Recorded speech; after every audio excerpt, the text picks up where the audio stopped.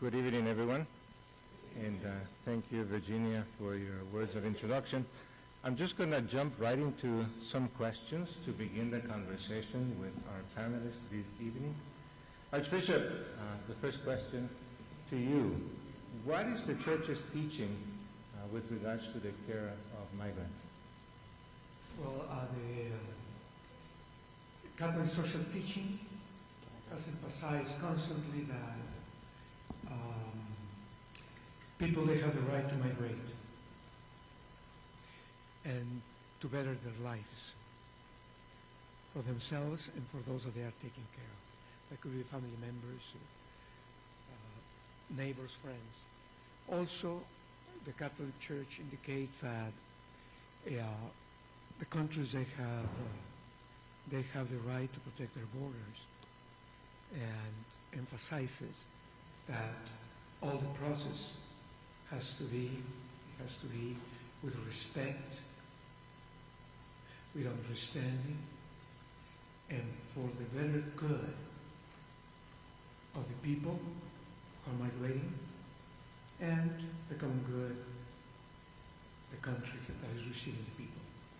And also the Catholic Church emphasizes that even if people migrate, the processes has to be one that is just and merciful, filled with justice and mercy. And that is a very difficult balance, but otherwise it's not humane and destroys individuals, families, and society. And always that a human being was created to the image and likeness of God. So basically, this is the center, and the pursuit of the common good is very strongly emphasized. That we need to see each other with the same dignity. So whatever good is done has to be embraced and to be present in all those involved. Sure. Thank you. Thank you. I'll follow up with you, Antonio. Could you tell us a little bit about what are the procedures that you have placed at Casa Bienvenida? So at Centro Bienvenida, we actually received hundreds of thousands of people the last 2.5 years. And it was a great work between the city and Catholic Charities and one of the non-for-profits, ensuring that people who had crossed the border and they were already with ICE or Homeland Security or Border Patrol, those entities will actually send them to non-for-profits and they will come to San Antonio to Catholic Charities. So for us, it was a safety issue where we provide humanitarian services. And all of these people were coming directly from the government so we could serve them. All of them had their A numbers. They were legally in the United States. They had to go and see a judge or go and meet with ICE. And we will help them to ensure that while they were in San Antonio, they were treated with respect and dignity. So more than procedures were common sense, food, clothes, showers, anything that a human being needs. And we will help them to go to the final destination where they were going to go, could be New York or Chicago or whatever it is. So for us, it was serving people like we would like to be served other places. And again, all of these people were here legally in San Antonio. Good. Thank you for that. Although I'll get to our other panelists. Archbishop, I know you spent a lot of time at Casa Bienvenida, and I think you even shortened your vacation. Can you tell us a little bit about your experience there? Well, I consider that it was a blessing to be part of those people's lives, and how, in listening to their stories, I was able to learn who they were, why they decided to leave their country of origin, the countries that they went through, to know their basic needs and their longings. The sense of hope in those brothers and sisters was tremendous. And I consider it a great blessing in my life to have been accompanied them. And there were times I was every day to visit 2, 3, 4 hours, listening to stories, seeing other members of religious life, consecrated life, priests celebrating masses, praying with them, hope. You know, something that people, they will not picture it. But usually we are in situations like that center that we work with the city as a partners. You will think that you need to separate male adults, female adults, children, babies, pregnant women. No, they were as families, and they were able to relate, and we didn't have one incident. And then sometimes, when they were speaking to me, some of them, they showed their frustration. But it was not crossing boundaries. And you will say, how they learn that? When they have lived abused in their country of origin and in the process, you know. And even when they arrive in the United States, they are hoping that will be the country that they saw on TV, that they thought it was, and they find that it's still very complicated. And immigration is complicated. But how to have the sense of the dignity of individuals? I mean, there were babies that were born during their time in the center. And they were accompanied, and sisters with their hospital care units were able to help them. I mean, it's remarkable, all the help that was given. Also, thank you, Antonio, because that experience also shows that we can give the best for those who are vulnerable and they are in dire need.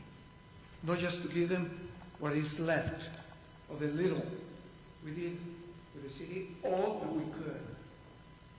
And if we're able to do more and we'll have opportunities in the future, we will do more for them. Thank you, Archbishop. Mayor Nieves, first of all, thank you for being here with us.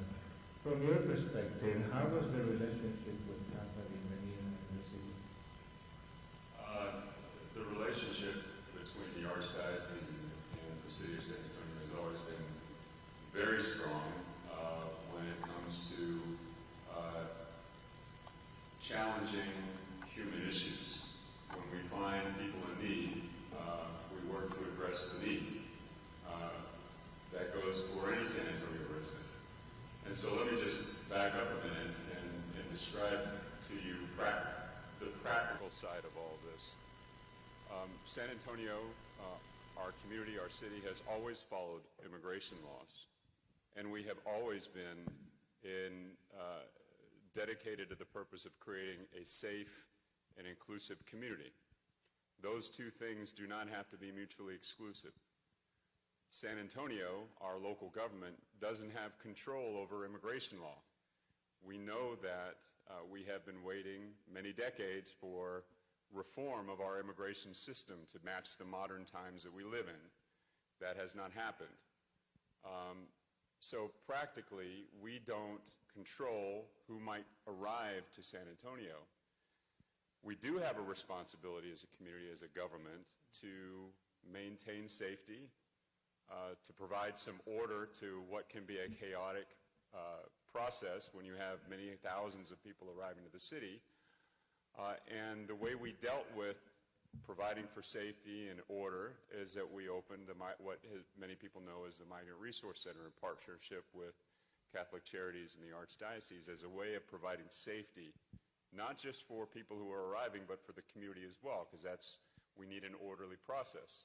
But I have always maintained that we can do both of those things and live up to our obligation as people to treat everyone, regardless of who's here, everyone in our community deserves to be treated with dignity and with humanity. That is a basic responsibility that we have as citizens of this community. And so our approach with the Migrant Resource Center is to do all three of those things: provide for public safety, maintain order in the process, and treat people with dignity. We are only able to do that because we've had tremendous partnership with our community, starting with Catholic Charities in the Archdiocese, but giving the strength of the city of San Antonio and the resources that we have to bear. I will add for, folks who are always very interested in this, how is it all paid for? It is paid for because the people responsible for what happens with immigration in this country have taken on that responsibility of paying for it one way or the other. That's why we were reimbursed by the federal government for this service that's been provided, because of the fact that we still live with an immigration system that is built in the 1990s, and here we are in 2024. But it has been a seamless process. It has been a dignified process. It's been a safe process, and that's because we have the strength of this community, the compassion of the community, as well as its practicality. Thank you. I appreciate your 3 points that you mentioned: public safety, welcoming people, and at the same time treating them with respect. Now, moving on to the enforcement part of it, perhaps. Sheriff, again, also thank you for being here with us tonight. Can you share what communications you have had, if any, with the local ICE office regarding immigration enforcement and the possibility of raids? Well, first off, let me just state that myself and certainly speaking for the Bexar County Sheriff's Office, our priorities locally, our priorities as far as law enforcement go, are different than the priorities of the new administration coming into the federal government. I don't believe that immigration should be a top priority for us. Enforcing the law is, absolutely, right? If somebody breaks the law, then they're going to be held accountable and go to jail just like anybody else, whether documented or undocumented. However, our authorities as local authorities are limited as far as immigration enforcement, and I'm glad for that. I'm glad that there's a separation there. Now, with that being said, I haven't had much communications with our local ICE office. I believe I have a meeting with them later this week. I don't believe there's going to be anything significant discussed, and certainly if and when it is discussed, anything is discussed with me, I'll share that publicly. What I am going to share today is some communications that I was privy to in D.C. I was just recently in Washington, D.C. For a couple of sheriff's conferences, Major County Sheriffs of America and the National Sheriff's Association. As part of those two conferences, I had the opportunity to communicate with high-level federal law enforcement officials. And again, while I don't agree necessarily with their rules of engagement, I do have a better understanding of what it is that their rules of engagement are. And so, again, I'm not here to deliver a message necessarily, but information was shared with me. I'm bringing it back to my community and sharing it in hopes of calming people down as far as what my understanding is of their enforcement priorities. Now, first and foremost, from what I've been told, and I have no reason to doubt these folks just yet, right? They haven't lied to me just yet, as far as I can tell. My understanding is that they do not intend to go into schools, churches, and hospitals indiscriminately. In other words, it's not going to be door to door, hospital to hospital, church to church, school to school, looking to see who is documented and undocumented. What they've shared with us as local law enforcement is that they are going to be conducting targeted enforcement. They're going to be going after a certain person. So if that certain person with a warrant for their arrest or what have you works in a church or school, then yes, they may go into that church or school looking for that one person. But unfortunately, and what I didn't like necessarily hearing is that anybody that may be next to that person at the time of arrest or contact may be subject to seizure and possible deportation if they happen to be undocumented and are committing no other violations of the law. One of the other things that I was comforted in is that they made mention of the fact, they specifically made mention of the fact that DACA recipients, those protected by DACA, are not a priority as far as removal. They're not looking at present, they're not looking to remove those protections, and they're not looking to make targets of those folks, obviously unless they have a warrant for their arrest for something else. That's a pretty good answer because it takes me to my next question for Gloria. Gloria, can you say anything about the general anxiety feeling in campuses and especially with DACA recipients? Well, you know, I'd like to talk in terms of, this is what I'm hearing from some of our students. I'm hearing that there is a climate of fear. There's a climate of dehumanization. that there's a climate of stripping away one's own identity, which in the past has been an identity filled with pride, but now has been replaced with fear. And then concern over birthright, citizenships, having to leave a country I've known since birth, and then the fear of going somewhere that I know nothing about. The impact is not just on individual students that have family members that have been sent back. It's their friends. The impact goes further than their direct families that are involved, but their friends at school and what it does for them. Where is that safety?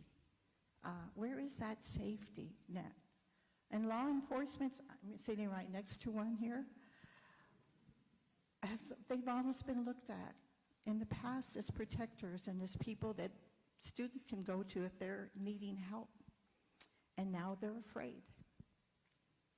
Students' realities that they can go to class and to do the classwork and to do the homework, but now they may not finish. They just might not graduate. What about form filling?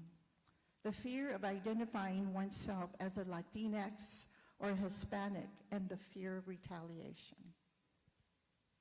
Unable to respond to forms without the fear of racial profiling. Those are just some of the conversations I've had with students that have so the framework is that of fear. And Thank it you. would be with the DACA as well. I believe the sheriffs may have. Sure, I'm glad she mentioned law enforcement because a lot of those points are things that I wanted to come here and touch on specifically. First and foremost, racial profiling, still illegal. It's absolutely still illegal, and if anybody suspects a first responder of conducting racial profiling, my office needs to be the first one to be called.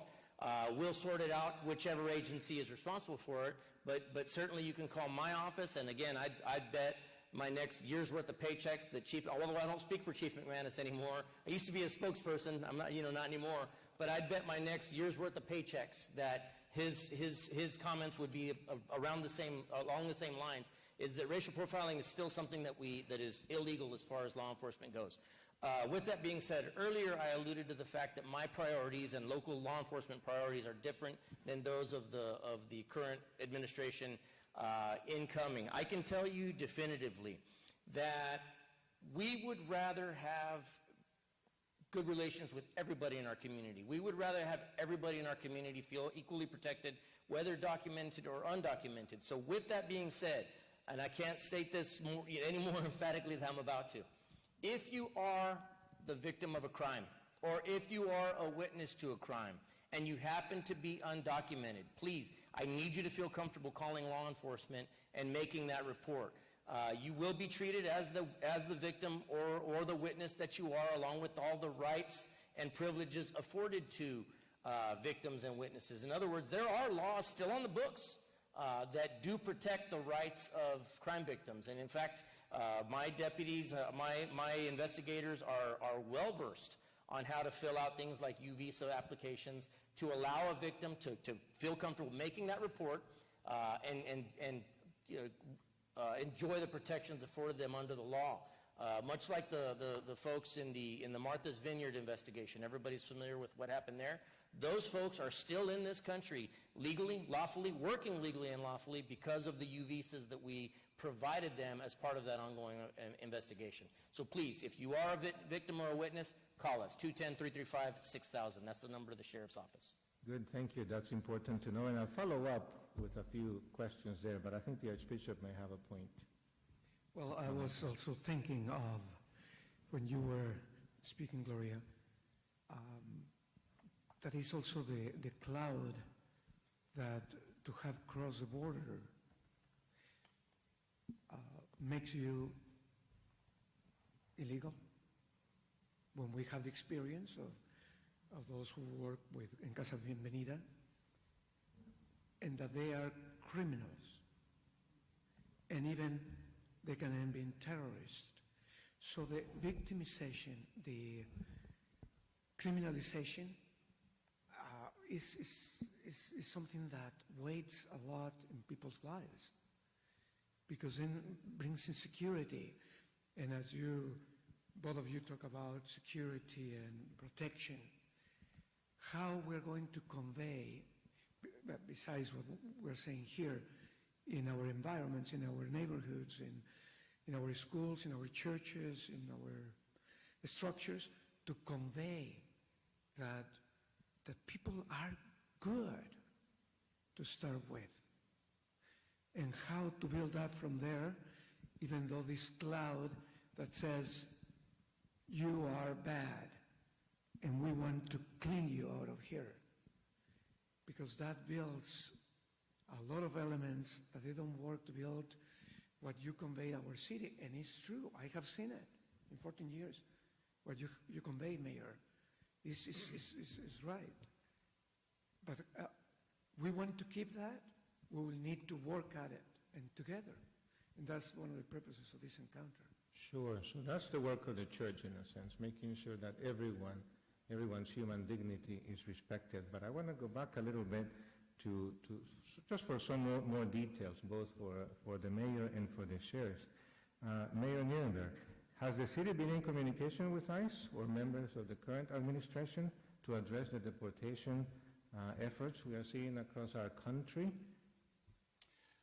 Yes. In fact, I had a meeting with the ICE field director a couple of weeks ago, and I'll convey the same information that the sheriff just mentioned. What we were told is that the deportation activities that are being conducted right now by ICE is really no different than has been conducted under any other administration, going back to Obama, to Biden, to Trump 1, now Trump 2. What is happening that is different is the rhetoric, is the attention, is the showmanship of some of these things from politicians. And it is designed to do exactly what we're hearing, which is that it's instilling a lot of fear. It's concerning to many people in the community, and it's even stoking hatred. That is what it is designed to do by politicians who are playing those kinds of games. The reality, though, is that, number one, our laws have not changed. You know how hard it is to change immigration law. We've been trying. And our values have not changed. And that's the part that I think we need to really emphasize tonight, is that our values as a community here in San Antonio have not changed. We look out for public safety for the entire community. We provide services and people who are in need. If there is someone hungry in our community, we're going to do the best that we can to feed that person. Now, how do we respond to the fear, though? I think, that's why the Archbishop called us together. That's why the sheriff has said what he said. And that's why I also, through our immigration office and through many nonprofits, all of you which are probably engaged in, is making sure that people know what the facts are, what's actually happening on the ground, and the fact that between December and January, people did not all of a sudden lose their constitutional rights to due process. There are resources out there, and we want to make sure that you have those resources, you know your rights, and you can live without fear in our community. And a little bit related to that, thank you for your answer. Sheriff, how closely, if anything, is your office working with ICE when it comes to enforcement? Well, we're always going to follow the law. Whatever's required of me by law, we will do it, right? And I don't have the ability to say, well, we're going to ignore that law. So whatever's required of us by law. But with that being said, nothing more than that. Perfect example. Okay, right now in the state of Texas, several of the major counties, which we are considered, several of the major counties, for example, have ICE. ICE has an office in the jail. They're housed there. That not being required by law, ICE does not have an office in my jail. They can come and go as they need to, right? I don't have the ability to keep them out. But so, like, for example, they come through the facility. They used to come through once or twice a day. Now my understanding is that those visits are about every 3 to 4 hours. They're coming through. interviewing prisoners there in the jail, and then they're collecting information from individual prisoners or inmates, if you will, going back to their office, and then there they generate immigration detainers that they then send over to my jail for who they would like to speak to upon release from the jail. So my relationship with ICE is only that with, it only goes as far as what I am legally obligated to do and nothing more. Thank you. And may I just add to that? I can't emphasize enough what the sheriff said first, which is that we're still observing the law. We're following the law. You can be a community that cares for people and is dignified in that approach and treats people with humanity and follow the law. That's what San Antonio has done from time immemorial, and that's what we will continue to do. I do have a couple of follow-up questions on that, but I would like to ask Gloria, actually. Can you tell us a little bit more about how DACA recipients have been faring and what they are telling you? And maybe discuss a little bit, if you can, this issue of birthright citizenship that you had mentioned earlier on. I think I've talked to a couple of students who are DACA students and that have worked with nonprofit organizations. And one of the comments that have been made has been, because I want you to hear the voice of the student, not my voice. I'm not here for me. I am here for me, but I'm not here for me. It's for me to advocate for students. Having to leave a country that I have known since birth and going somewhere that I know nothing about. This is home. I want to finish my education. I want to have a better life, not only for me, but for others who will come after me. And so, before there was hope, and now for a DACA student, as you said, you gave new information. It's about information because the DACA students are afraid and they're uncertain. But the information has to be sent, it has to be given, it has to be said to many, many people because of all the rhetoric that is going on in our world today. So one simple question that some of our international students will ask is, can I travel back home and come back? Will I be allowed to come back? And you know what? Do we know?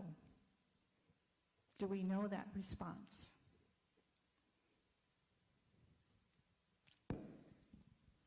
Thank you. I think that's important to hear from those affected. Archbishop. Yes, I think this topic about education and information has to be always present in this process that we are in, because by design, as the mayor said, the system has provoked a chaotic situation. And so it's hard to know if the information is right, if they are going to find any mistake in me, I cannot walk this way or that way, because then will get me. They will get me. Or they can get somebody else next to me.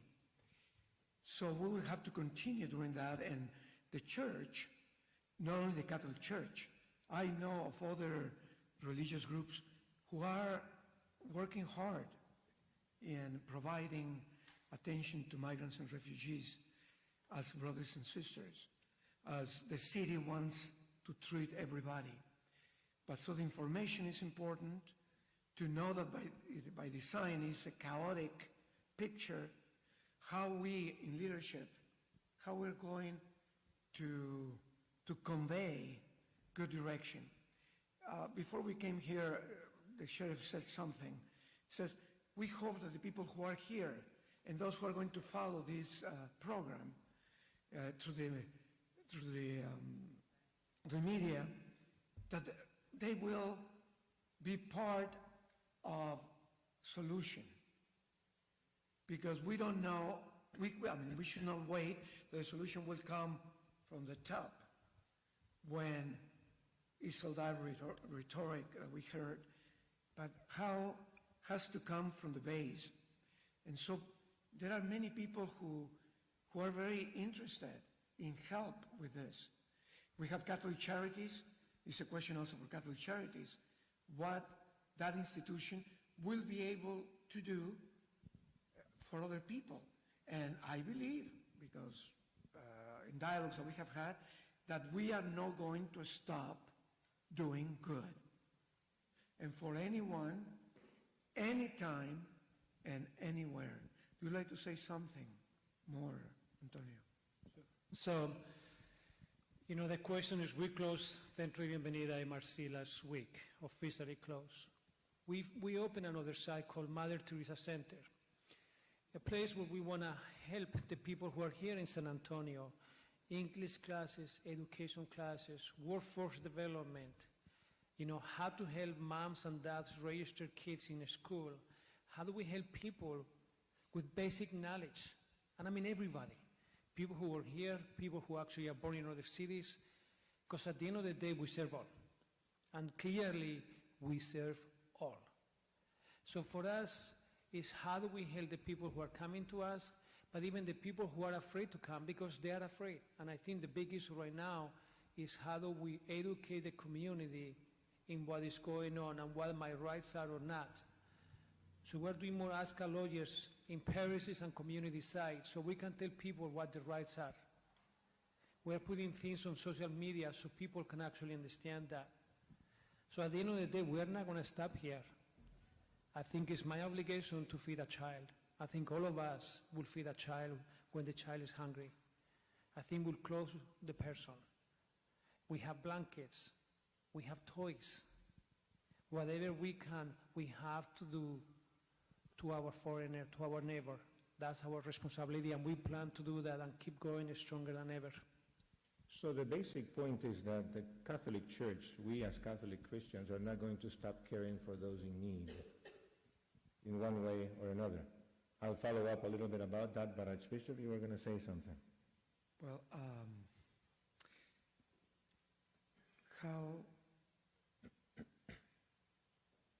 how we are going to meet the needs when, as the mayor said towards the beginning, that all these programs that were funded by the federal government, because it's the responsibility of the federal government and the state or states to provide the solution for these situations. Now, if we don't have the funds, we know that the help cannot be the same. But it could be, we have to give it thought and to be creative and to find ways how, in our ability, not only the Catholic Church, in our ability, with our gifts, we can continue providing services for these people, because, I mean, at the center of Bienvenida, in 3 months, close to 3 months, we were able to help together 353,000 individuals. How we're going to be able to replicate the help without the funds? Right, so that's the major issue. You started saying something about that. Do you have any other comments or points to make about that? How will the church will continue to care for those in need when that is the call of Jesus, basically? It's our moral obligation as human beings to give back to people in need. So do we have the funding that we had before? No, we do not have that funding. So we are asking the community for volunteers. We're asking the community to help us support everybody and just pass the word that there is a place where people can feel safe.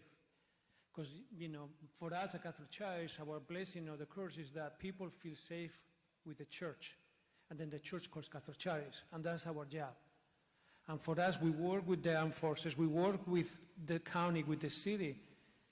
But at the end of the day, my job in life is to ensure that everybody can eat, that everybody, a homeless person in San Antonio, a child, a senior person can eat, regardless of their foreigners or not. Sure. Because I think all of us will want to do that for our own family, all of us. So we are planning to provide more services for the people who stay here. So over 350,000 people around that pass through Centro Bienvenida, maybe over $500,000 through San Antonio.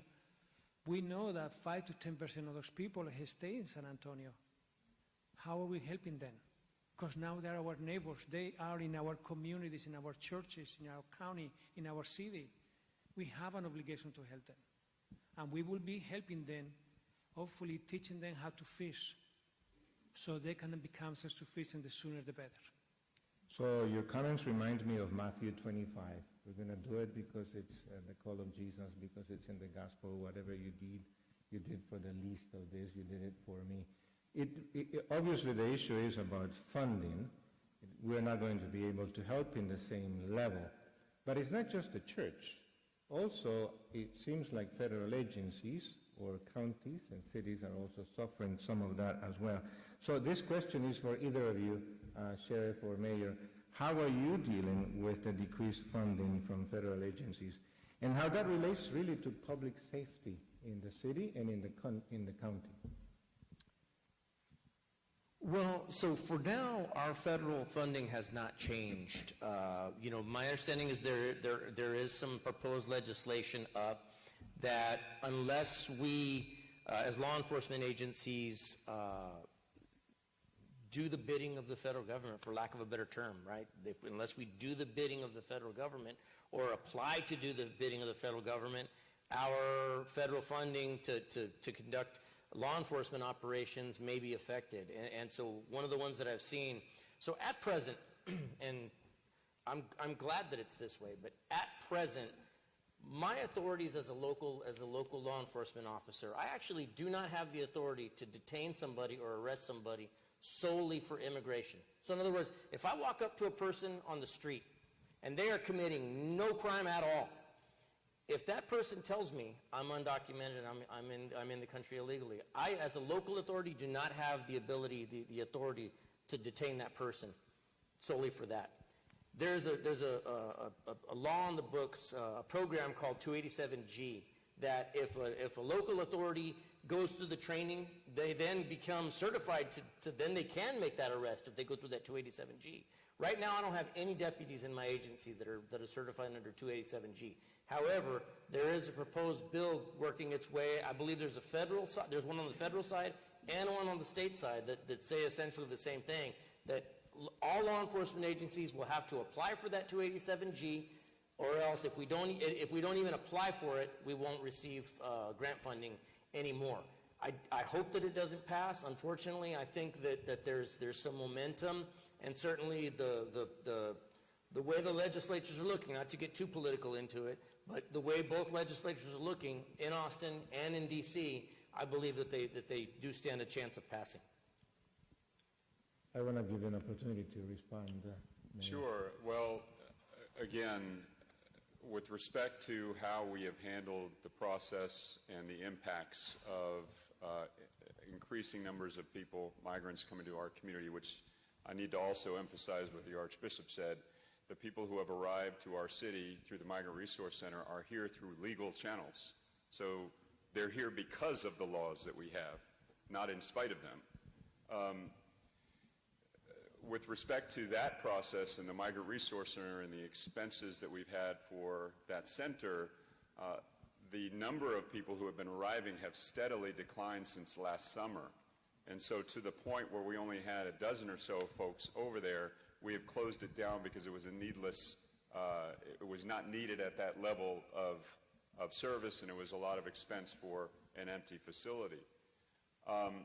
But should migration rise, ebb and flow like it has over the last 20 years as our laws have stayed the same, it's not, the lack of funding doesn't all of a sudden make the need go away. So our community, again, will have to ask itself, if the federal government is no longer providing the funding for a problem that they have created, what should the community of San Antonio do to live up to our obligations of public safety, maintaining order, and treating people with dignity? What we have done in those instances is we've relied on each other. We've worked together as a nonprofit community, as churches, as a city, and we will have to figure it out. But at this moment in time, the level of need, the level of resources to fill the need is not at the intensity of what once was even just a few months ago.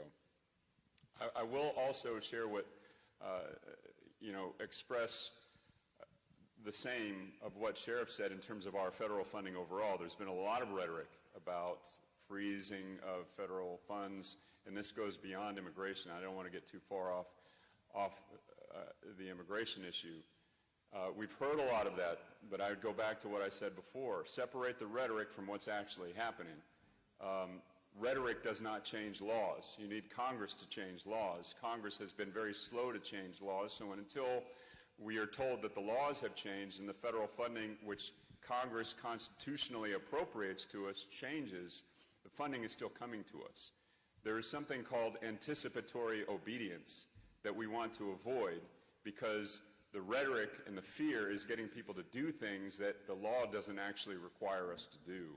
And we want to make sure that we continue to provide the services that are necessary for our entire community, make sure that we're keeping our community safe, and then again, live up to our values of treating each other with dignity. Archbishop. And I would like to add a comment on what you were saying, Mayor. What San Antonians were going to do, knowing that the funding is not there, that the strong rhetoric, and even though we need to look at facts and what the Congress will do about laws. And I know many people who, as individuals, they were working in helping the community who is in fear. So we don't have to wait only how to organize the structures, but individuals, they can go and help a neighbor, another person, and to help to build up in that person the sense of pride and dignity and service, and to let that fear kind of lower the level a little bit and live. And implies sometimes to help also with material needs and funds. But if everyone will work as being responsible in our society, we take the opportunity of structures, but also as individuals. We can do a lot of good in a conversation, a daily conversation with a particular individual or different people can change some patterns. Because people, I'm thinking about these 353,000, wherever they are at, if they cannot go to their hearing to keep the legal system as they started, and we help them, what will happen to them? So our hope is that somebody else will encounter them, and through that culture of encounter, help them to navigate, because otherwise how they do it? And we're talking a baby, a teenager, a young adult, a couple, a single mother, a single father, a single parent. Yeah. We are also, and I share that with you in this panel, we also are having our struggles elsewhere in leadership regarding that we have many people helping communities who are not born in the United States. Ministers in different faiths, priests, sisters, who are in charge of communities, schools, they are teaching. And they are also in that dynamic of fear, and that today I had a meeting with someone that says this particular priest went home and cannot return. When he was coming back, he was told, no, you cannot enter in the country. And there was no any crime or anything like that. But so the fear is real at different levels. Those who came for help and those who are helping, also they are entering that dynamic. And we're going to have to do decisions. We don't want to be against the law, but we are in that dilemma. How to continue serving the communities when those who are in leadership, they were not born here, who are in different kind of visas, and at one point they have to return home, and maybe will never return to continue being in the working force here. Your comments just make me think that obviously we will need to continue to work for comprehensive immigration reform, because that is the real solution to what we're facing at this point with this particular issue. But Sheriff, I would like to, if you can, could you elaborate more a little bit about public safety, especially with regards to the chaos and not knowing and who knows, who doesn't know, the fear that people have. Could you say a little bit more about that? Absolutely. Again, I'll reiterate, and I'll say it in Spanish if you You're care to, welcome to. because I know that Por some of the favor. Catholic Claro que TV sí. audience are Spanish speaking. Claro que sí. Nuestra prioridad como autoridades locales es diferente que las prioridades, son diferentes las prioridades que los del el gobierno federal, especialmente ahorita. Nuestras autoridades están limitadas como autoridades, como oficiales locales. Nuestras autoridades están limitadas con inmigración, en inmigración. Si una persona en mi comunidad o en cualquier comunidad es una persona indocumentada y si son víctimas o testigos a un delito, yo quiero que se sientan confortables hablándonos a nosotros y dándonos esa queja.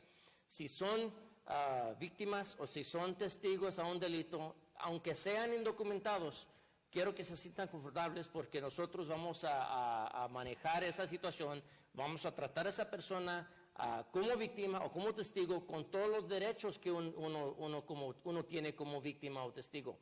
Hay leyes ahorita, leyes federales que los protegen bajo la ley. Si alguien es una víctima, nosotros podemos llenar unas formas y ya mandar esos y durante esa investigación esa persona se puede quedar en el país legalmente y es más, hay también proceso para que los dejen trabajar legalmente mientras que estén aquí. Y por eso, con toda confianza, queremos que se sientan confortables hablándonos a nosotros, a mi agencia, el Departamento del Sheriff del Condado de Béjar, 210-335-6000. Ese es el número de no emergencia y se puede llamar 24 horas al día si alguien nos necesita. Gracias. Although you said it in Spanish, what I take away from it is that you are very concerned about public safety, and that involves both communities that are Spanish-speaking, English-speaking, really any other language that is spoken in the county. Absolutely. We want to protect everybody in this community, whether documented or undocumented. If you are a victim or a witness to a crime, call us and we will help you. Thank you very much. Now, following up a little bit, and these are some of the last questions that I have. I'll stay with you for a moment just because I'm sure that some people are asking these things as well. Has ICE asked you or required your office or other law enforcement authorities that you're aware of to detain any persons your officers may engage and that they may be undocumented? ICE has not asked us to conduct any raids with them, to assist in any raids with them. Last week, as a matter of fact, there was a man being processed through the satellite office here at the courthouse, and ICE, I'm getting this information second, third hand by the time it gets to me, but for what I was told, ICE actually made a verbal request by phone is, oh, can you hang on to that guy for us because we want to prepare a detainer for him. And my chief's answer was, no, we can't just detain him until we get that detainer. So if you want to send us a detainer in 5 minutes, 10 minutes, an hour, okay, we'll abide by that detainer. But as far as just grabbing onto this guy because somebody said so on the phone, that is not going to occur. So again, I'm glad that ICE has not asked us to participate in any raids. And what's more, we actually locally have not seen any of the widespread raids that have made their rounds on social media. That's another one of the myths that I was hoping to dispel here, is we just haven't seen it here locally. Can you explain a little bit, Archbishop, I'll get to you, but can you explain a little bit more the targeted apprehensions that you were talking about? Because we might be at Mass one Sunday, and a person that no one is aware of, or most people are not aware of, that is undocumented and has perhaps a criminal record, and that happens. How would you deal with that, or how would you like our communities to deal with that? Well, my understanding is they won't just go to, for example, St. Timothy's Church. Let's go knock on the door at St. Timothy's and start asking around who's got ID, who doesn't.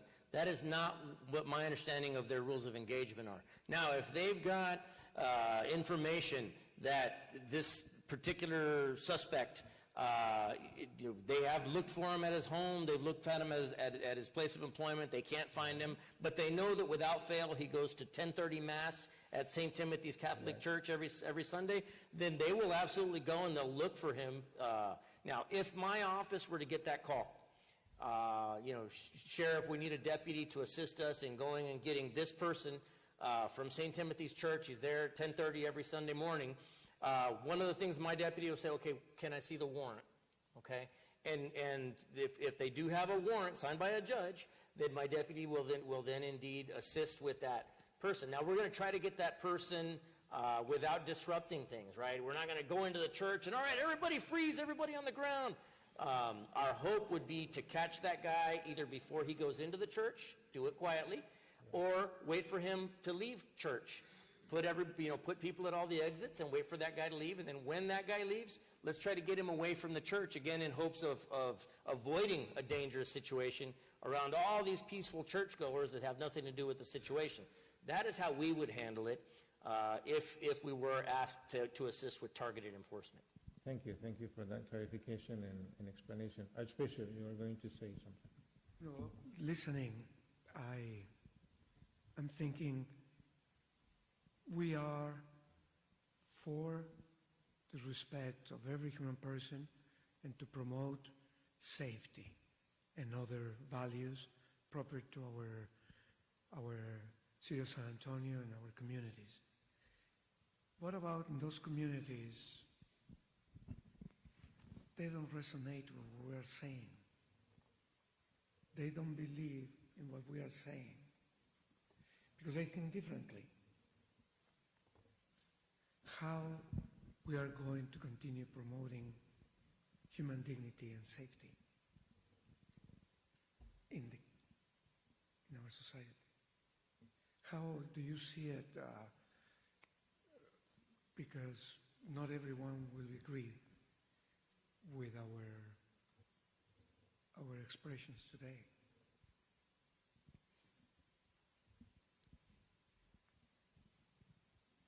And we want safety for everybody. Sure.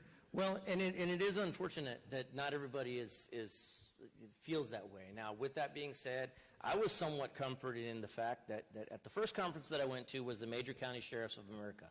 So all the large sheriff's officers from across the country, all the sheriffs got together there. And there's some that, again, not to get too political, I'm a member of the Democrat Party, right? Everybody knows that. But there were also sheriffs that are from major counties that are from the Republican Party that were there. I was surprised, pleasantly surprised, to hear the number of Republican sheriffs from across this country, from large counties, that feel the same way I do. Immigration is not our priority. Let's protect the entire community, regardless of immigration status. And obviously hold those, if anybody is actually absolutely a criminal, then yes, we want to go arrest that person. And I think everybody's in agreement with that. Nobody wants criminals walking around our streets. But again, I was pleasantly surprised to hear that folks from both sides of the aisle thought and acted just like me. And so I think that the disconnect and those that feel drastically different from us here up on the stage, I think it's a small number, relatively small number. Surprising. I think you'd be surprised how many people actually agree with us up here. Unfortunately, though, because of social media, because of some of the media outlets that are out there, national media outlets, present company excluded, of course, I think that those that don't feel the way we do right now get the media attention, and they're able to speak louder. But I think there are fewer of them than we are led to believe. Good. Mayor. It's such an interesting question that you're asking, Archbishop, and I'm trying to, at risk of thinking out loud, answer it. But I honestly, I have not encountered anyone who would disagree with the statement that everyone in our community deserves to be treated with dignity. I really haven't encountered anyone. Where we get into differences is how, when we talk about immigration, is whether or not people perceive that someone has committed a crime, breaking the immigration law, crossing the border illegally. And that's where I think it's so vitally important that we have open, honest conversations and educate our communities about what that means. I have so many conversations with people, very well-informed people, who still don't believe me when I say that everyone we have handled at the Migrant Resource Center was here because of the law that has established a process for when you cross the border, regardless of whether it's at a checkpoint or not, when you cross the border in this country and you claim asylum, there's a legal process to go through. And therefore, you are granted status that allows you to go through that process legally. That's who we have been helping here. And so if you disagree that that law should apply to people when they cross, whether it's between a checkpoint or something like that, they don't go through some process that you think would be a better process, that's why we have to change the laws. But until that happens, those are the laws that we are dealing with. And those aren't the kinds of laws that the city or the county have the authority to change. Now, with respect to then, does everyone here who is here be deserving of basic dignity? I say yes. Most people would say yes. If we can agree on the fact that there are these weird laws that haven't changed, which is why a lot of folks have arrived, then we can get down into the basics. We treat people with dignity with respect to the law because that is what the law requires. If you are here under legal auspices in the United States, you are granted constitutional rights for due process. So before you can be removed, you have to go through that process. And that's all that we're talking about, is that we're going to continue to follow that law until it's changed. And we're going to protect people's public safety. And again, I haven't encountered anyone, if we can agree on those two things, that everyone deserves to be treated with dignity. So it's a hard question to answer, because here in San Antonio, if we can agree on the facts, and we really need to get better at identifying what those facts are, there shouldn't be any disagreement about your question. And what about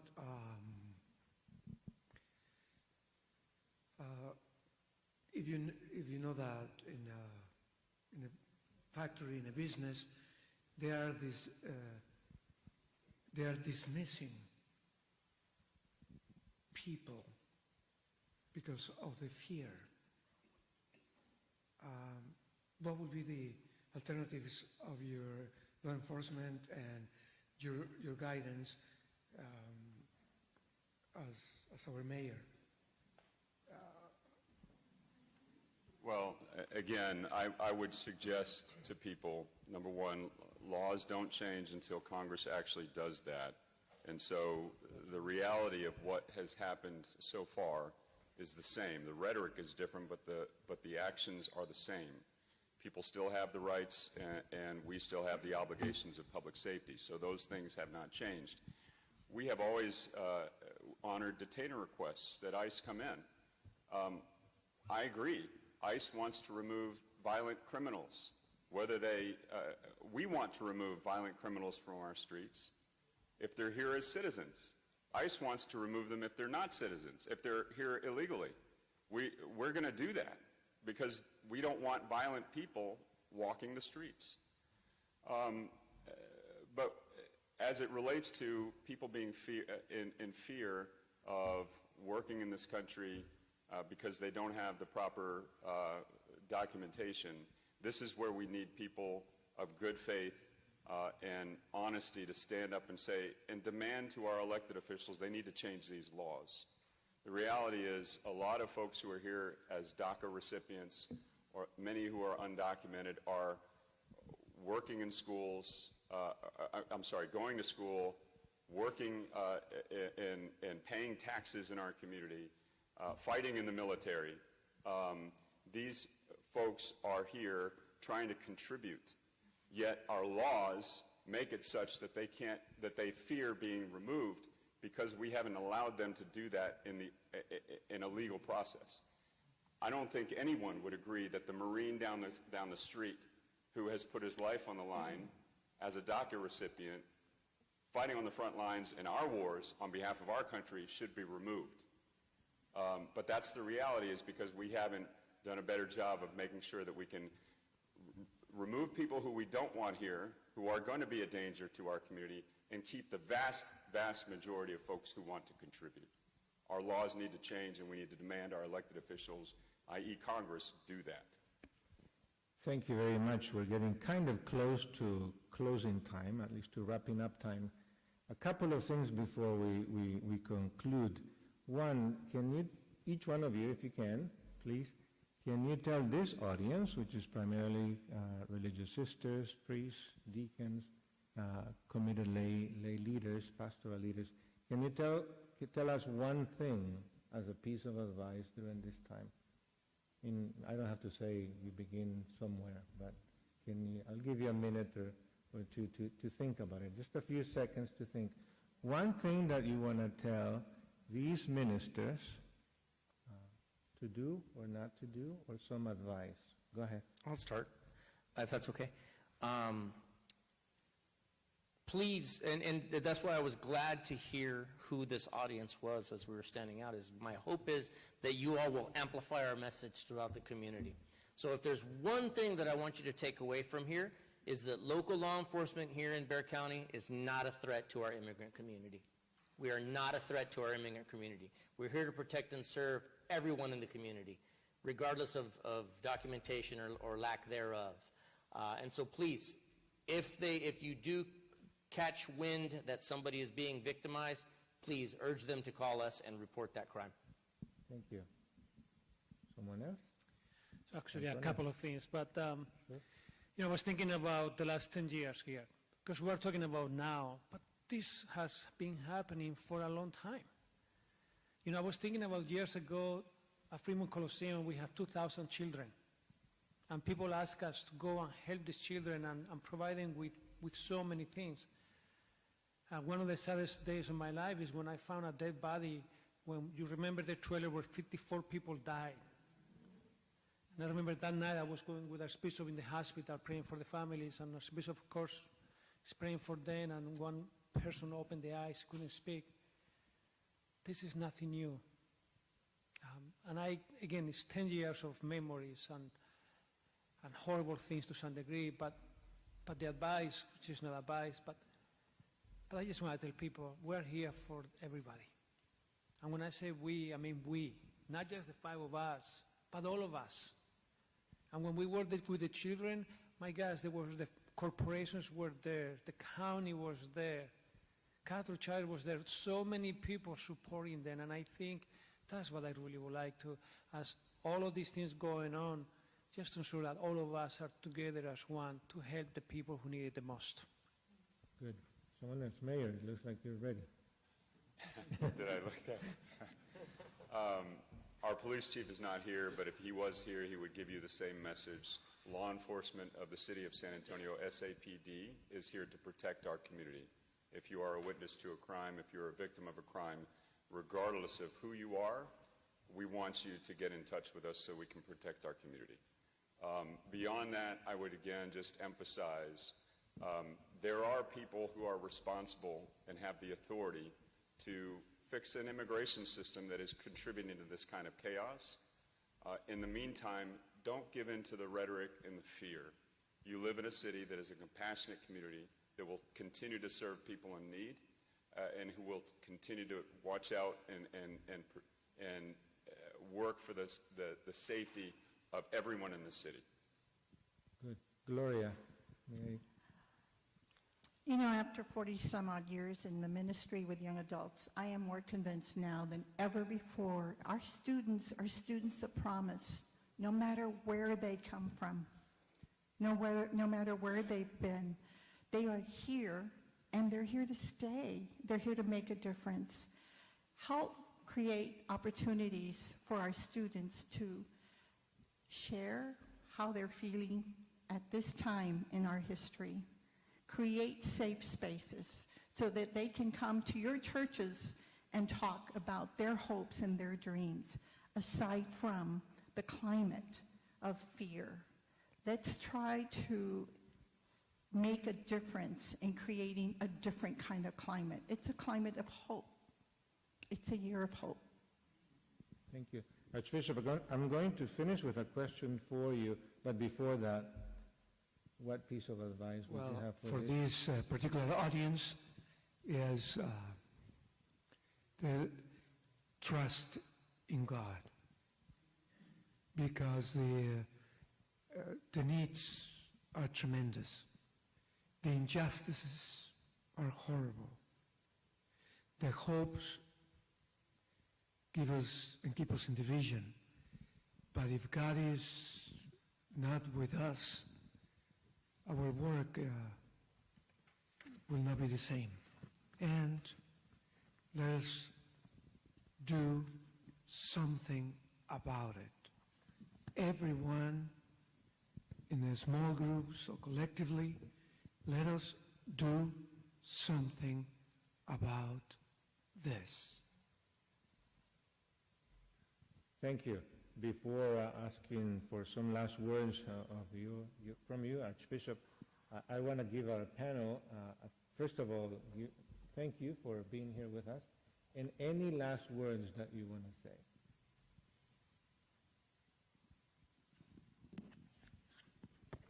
Sure. Go ahead. Go ahead. Go ahead. No. As chaotic and crazy as the world is right now, and as divided and challenging as it is, thank God I live in the city of San Antonio.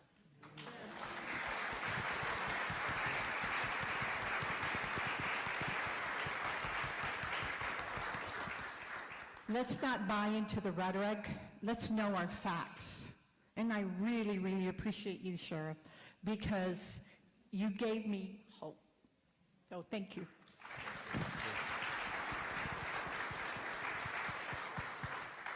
Twice this past summer, I was blessed to have been invited to the White House. Probably won't be getting invited back the next 4 years. I'm just guessing. I'm going on a limb here, right?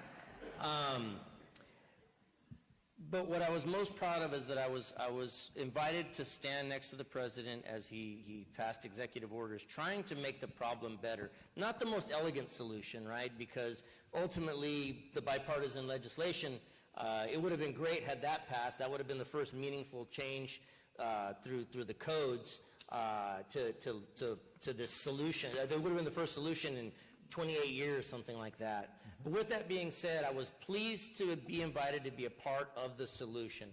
And I'm always going to want to be a part of the solution, whatever that may look like.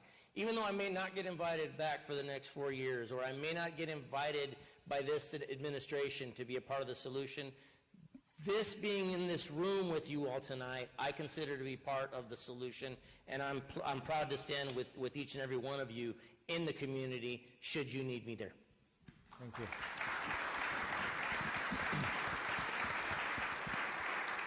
Antonio. So, only one thing for me to tell you or to say is, if you know anyone, and I mean anyone, who needs help, send the person to Catholic Charities. I cannot promise you we will help the person if we cannot, but I promise you we'll try our best to help everybody. Good.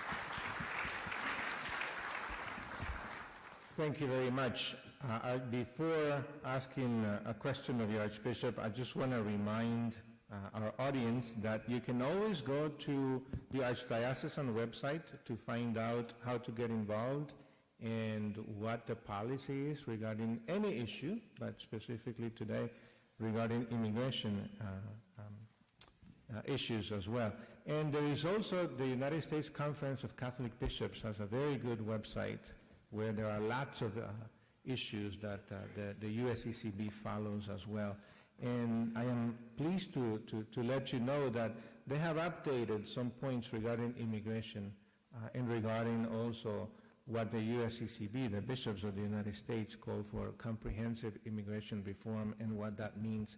So I encourage you to go to the usccb.org/migration policy to make sure that you can actually say what Catholics of the United States stand by regarding immigration. And Archbishop, my last question to you. What is your hope for immigration reform moving forward? Glad you're asking a clergy member, not the For those of us who have worked on this issue Well, for decades, immigration reform will take place if those who have the power and represent us, they have the will to change. A conversion takes place in their minds and in their hearts, and they place themselves to serve and not to be served. thank you.